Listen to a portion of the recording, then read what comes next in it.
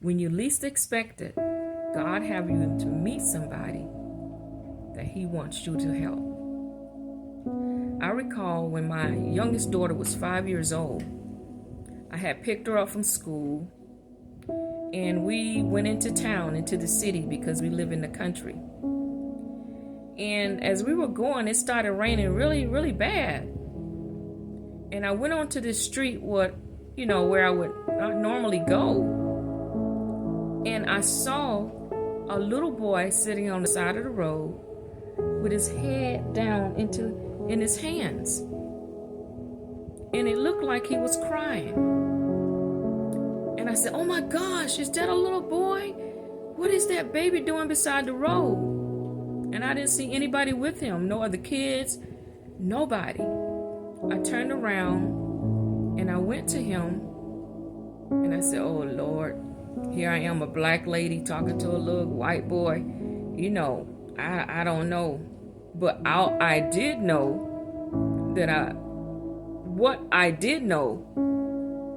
was that I was not going to leave him there. So I rolled down the window. I said, "Hey, are you okay? Are you lost?" He said, "I'm lost and I can't find my house." And I said, "Okay, get in the car." And I'm still thinking in the back of my mind, everybody's seeing me put this little white boy in my car and I'm a black woman. Okay? All kind of thoughts going through my mind. I knew I couldn't call the police. I knew I didn't want to call child services because who knows where this baby would end up. And if he didn't have a phone number, how would they reach his parents? And they would be devastated.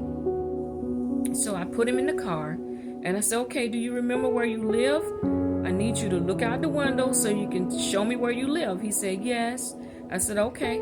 We went round and round that block. I don't know how many times. And I said, "You don't see it yet?"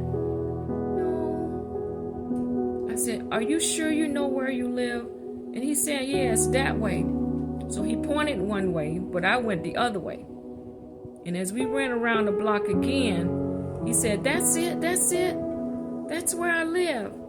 I said, "Are you sure?" Because I'm thinking like, man, I don't want to leave this baby with somebody. They get him in the house and something terrible happened to him. Man, I would never live that down. He said, "No, this is it." So I drove up into the driveway and he headed back, behind the house to the back door. I don't know if his mom left the key under the mat or what, but he went around there and he came back and I was writing my name down on some paper and my phone number. And I said, "Are you sure?" And he said, "Yes." And he was so happy, snot coming out and tears, face all red. And he gave me a thumbs up. I mean, that little thumb was like, that little thumb was so short. And I said, "Oh my goodness, I hope nobody's in the house." All kind of thoughts go in your mind. You don't know who's watching. And I said, "Come here. You give this number and my name to your mom and tell her to call me as soon as she gets home, okay?" He said, "Yes, ma'am." And he went into the house. And I waited for the call. And when I drove away, I'm thinking like, Lord, I hope the baby is okay. I wanted to go in, but I didn't want to take a chance. And then again, I wanted to take a chance and I didn't know what to do. So I just started praying, "Lord, please let this have been the right house. Let nobody be in that house." I wanted to sit there and wait for his mom to come, but I just didn't know what to do. So I just prayed. And that evening, his mom called. And she sounded a little stern and she sounded, how you would sound when I've told him not to get in the car with strangers. I said, "Ma'am, he's 5 years old." She said, "I showed him the house over and over again. We just moved here and we went over this with him over and over again." I said, "Ma'am, again, he's 5.